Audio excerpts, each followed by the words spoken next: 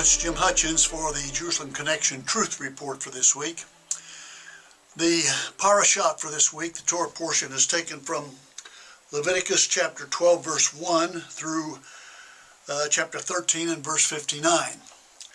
And it deals with a number of issues, health-related issues. It talks about purification after a woman gives birth to a child, what should be done.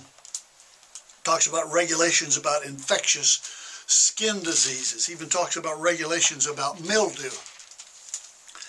And one of the things that is pervasive in this text is that the priest is really the doctor.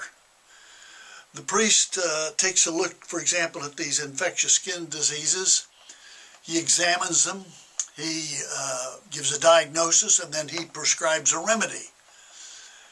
And he's the doctor. The priest is the doctor. Evidently, there weren't doctors in the Old Testament. I don't know. It didn't seem to be. There were in the New. We know that Luke was a new doctor of the New Testament. But things have not really changed, because I would suggest to you that all healing ultimately is from God. Now, we in this country and the world today have been the recipients of magnificent advances in medical science. And yet there is still a spiritual dimension to our healing. I'm thinking, for example, a number of times in the New Testament, for example, where Jesus is the doctor. He's the healer. He is Yahweh Rophe, Yahweh the healer.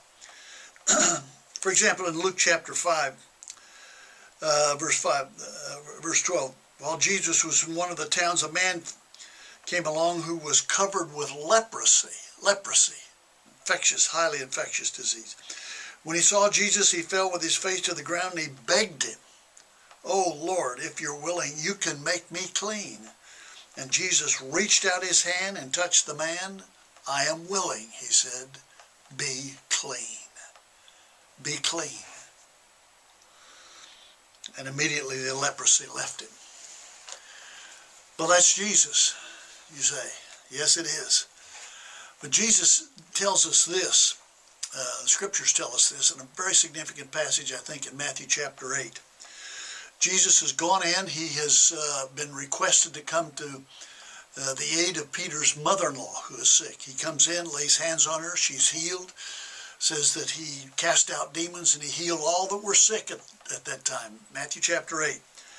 But then verse 17 says this. This was to fulfill, what Jesus did was to fulfill what was spoken of through the prophet Isaiah. And then this quote, "He took up our infirmities and he carried our diseases." He took up our infirmities, he carried our diseases.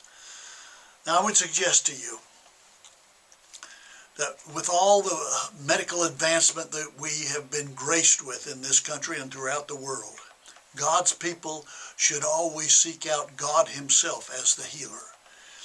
And I would just say to you that all healing ultimately comes from God, whether it's through prayer directly, exclusively, or whether it's through that coupled with the medicine and the diagnosis that doctors give us.